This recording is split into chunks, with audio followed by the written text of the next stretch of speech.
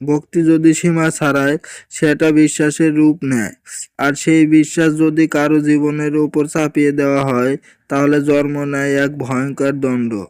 আজকের এই সিনেমার গল্প ঠিক এমনই, এক বিশ্বাস, এক দায়িত্ব আর এক ভয়াবহ বাস্তবতার মুখোমুখি হওয়া কাহিনী। মুভিটার নাম হচ্ছে ভাতিয়ার। তো চলুন আর দেরি না করে শুরু করা যাক সিনেমা এক্সপ্লেন।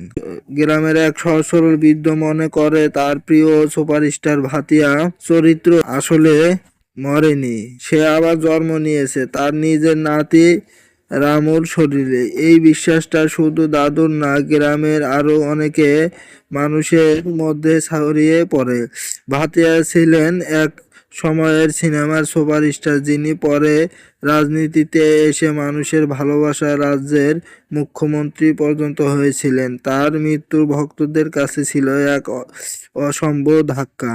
রামু বড় হতে থাকে দাদুর স্বপ্ন আর ভাতিয়ার আদর্শ বুকে নিয়ে। দাদু তাকে শেখায় ভাতিয়ার সিনেমার ডায়লগ, ন্যায়, সাহস আর আত্মত্যাগ।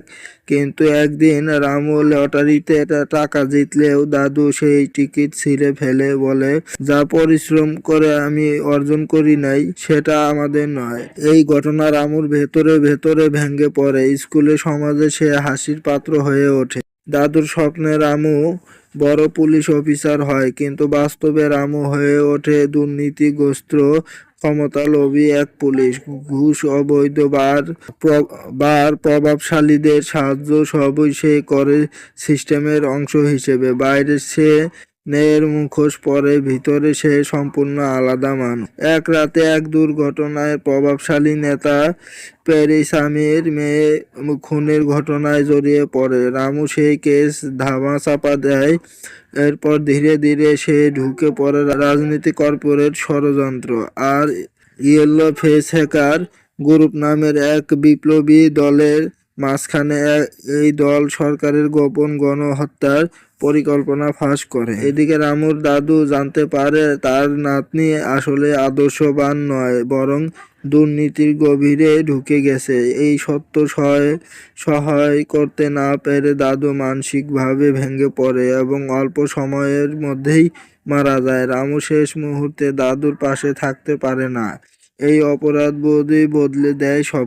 দাদুর মৃত্যুর পর থেকেই রামুর মধ্যে শুরু হয় অদ্ভুত পরিবর্তন। রাতে সে কিছুই মনে রাখতে পারে না, কিন্তু শহরে ছড়িয়ে পড়ে এক খবর, গড়াই চড়ে মুখোশ পরে ভাতিয়ার স্টাইলে এক ব্যক্তি একের পর এক অপরাধ দমন করছে।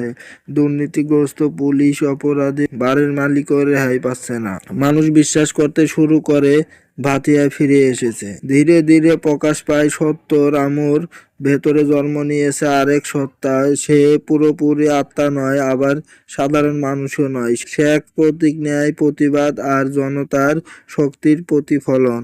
রামু নিজেই জানে না কখন সে নিজে থাকে আর কখন ভাতিয়া তার শরীর দখল করে। চূড়ান্ত লড়াইয়ের দিকে দেখা যায় সরকার, কর্পোরেটর আর পুলিশ মিলে ভাতিয়াকে ধরতে চায়। অন্যদিকে ভাতিয়া ইয়েলো ফেস হ্যাকারদের সাহায্য সত্য প্রকাশের প্রস্তুতি নিচ্ছে। সময় ঘনিয়ে আসে।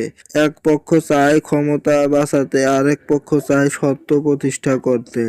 শেষ কথায়, এই সিনেমা শুধু একজন সুপার হিরোর গল্প নয়, এটা প্রশ্ন তোলে, আদর্শ কি মানুষের ওপর চাপিয়ে দেওয়া যায়? ভক্তি আর অন্ধত্বের সীমা কোথায়? একজন খারাপ মানুষ কি আবার ভালো হতে পারে? রামু আর ভাতিয়া, এই দ্বন্দ্বই এই সিনেমার আসল প্রাণ। তো বন্ধুরা, ভিডিওটি যদি ভালো লেগে থাকে তাহলে অবশ্যই লাইক এবং কমেন্ট করে আপনাদের মতামত জানাবেন এবং ভিডিওটি একটি শেয়ার করে দয়াল ফিল্ম এক্সপ্লেন চ্যানেলের পাশেই থাকুন। ধন্যবাদ সবাইকে।